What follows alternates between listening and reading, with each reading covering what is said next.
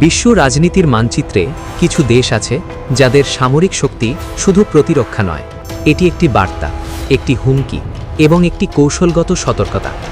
আজকের এই ডকুমেন্টারিতে আমরা এমন এক দেশের কথা বলবো যার সামরিক শক্তি দক্ষিণ এশিয়ার ভারসাম্য বদলে দিতে পারে।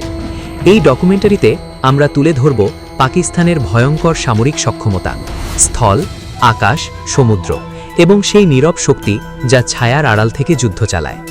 এটি শুধু একটি দেশ নয়, এটি একটি কৌশলগত সামরিক যন্ত্র। পাকিস্তান একটি পারমাণবিক শক্তিধর রাষ্ট্র, একটি সামরিক রাষ্ট্রীয় কাঠামো যেখানে নিরাপত্তা ও সেনাবাহিনী রাষ্ট্রের ক্ষমতার কেন্দ্রবিন্দু। পাকিস্তানের মানচিত্র শুধু ভূখণ্ড নয়, এটি একটি কৌশলগত অবস্থান। ভারত, আফগানিস্তান, ইরান, চীন এবং আরব সাগরের সংযোগস্থল। এই ভৌগোলিক বাস্তবতা পাকিস্তানকে পরিণত করেছে একটি সামরিকভাবে সর্বদা প্রস্তুত রাষ্ট্রে। পাকিস্তানের সামরিক শক্তির মেরুদণ্ড পাকিস্তান সেনাবাহিনী। এই বাহিনীর সক্রিয় সদস্য সংখ্যা প্রায় 5,60,000, রিজার্ভ বাহিনী প্রায় 5,50,000। এই বাহিনী গঠিত হয়েছে দ্রুত মোতায়েন, মোবাইল যুদ্ধ এবং সীমান্ত ভিত্তিক বড় সংঘাতের জন্য। আল খালিদ প্রধান যুদ্ধ ট্যাঙ্ক, VT-4 ট্যাঙ্ক, হাজার হাজার সাজোয়া যান, স্বচালিত আর্টিলারি, মাল্টিপল রকেট লঞ্চার। এই বাহিনী তৈরি হয়েছে শুধু প্রতিরক্ষার জন্য নয়, এই বাহিনী তৈরি হয়েছে দ্রুত ও বিধ্বংসী আঘাতের জন্য। পাকিস্তানের আকাশে নিয়ন্ত্রণ প্রতিষ্ঠা করে পাকিস্তান বিমান বাহিনী। এই বাহিনীর সক্রিয় সদস্য সংখ্যা প্রায় 70 থেকে 75,000। এই বাহিনীর হাতে রয়েছে F-16 fighter jet, JF-17 thunder, Mirage series যুদ্ধবিমান।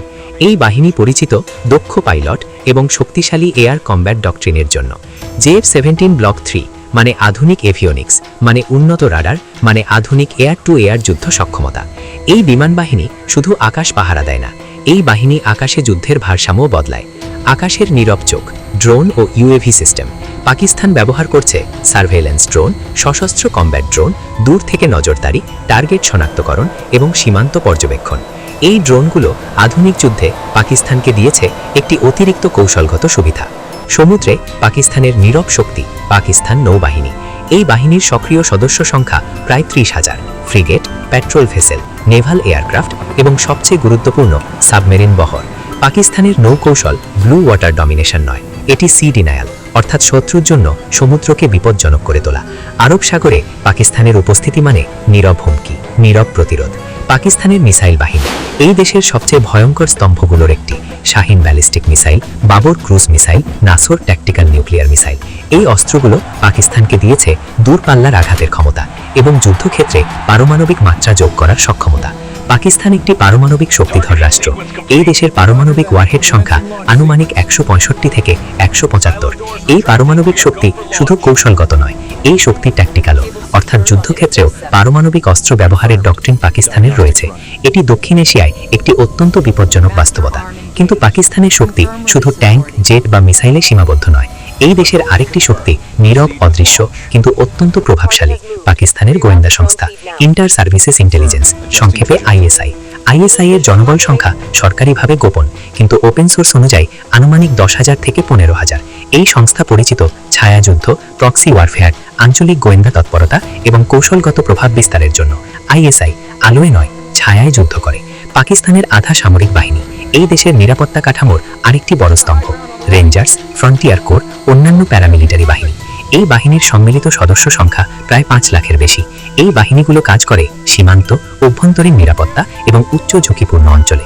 পাকিস্তান পুলিশ ও কাউন্টার টেরোরিজম ইউনিট শহরের যুদ্ধ, সন্ত্রাস দমন এবং অভ্যন্তরীণ স্থিতিশীলতার প্রথম সারির যোদ্ধা। বিশেষ ইউনিটগুলো নিয়মিত প্রশিক্ষণ নেয় শহরে কমব্যাট এবং উচ্চ ঝুঁকির অপারেশনের জন্য। সবকিছু মিলিয়ে পাকিস্তানের সামরিক শক্তি একটি পূর্ণাঙ্গ যুদ্ধ কাঠামো। সেনাবাহিনী, বিমান বাহিনী, নৌবাহিনী, ড্রোন ও UAV, মিসাইল বাহিনী, পারমাণবিক অস্ত্র, ISI এবং বিশাল আধা সামরিক কাঠামো। এই সবকিছু মিলিয়ে পাকিস্তানকে করেছে দক্ষিণ এশিয়ায় একটি ভয়ঙ্কর সামরিক শক্তি। পাকিস্তান একটি বৈশ্বিক সুপার পাওয়ার নয়, কিন্তু পাকিস্তান এমন একটি দেশ যার সাথে যুদ্ধ যে কারোর জন্য অত্যন্ত ব্যয়বহুল এবং বিপজ্জনক। এই দেশের কৌশল সরাসরি আধিপত্য নয়, এই দেশের কৌশল যুদ্ধকে ভয়ঙ্কর করে তোলা। এটাই পাকিস্তানের বাস্তব সামরিক শক্তি। প্রিয় দর্শক, এই ছিল পাকিস্তানের সামরিক ও কৌশলগত শক্তির বিশ্লেষণ। ভিডিওটি ভালো লাগলে লাইক করুন, কমেন্ট করুন, শেয়ার করুন। আর এমন আরও সামরিক ও ভূরাজনৈতিক ডকুমেন্টারি পেতে আমাদের চ্যানেল ফলো বা সাবস্ক্রাইব করুন। 1971 সালে পাকিস্তানকে হারিয়ে আমরা স্বাধীনতা অর্জন করেছি, তবে আজ আমাদের স্বাধীনতা সার্বভৌমত্বের জন্য পাকিস্তানের সামরিক বাহিনীর প্রয়োজন। ধন্যবাদ।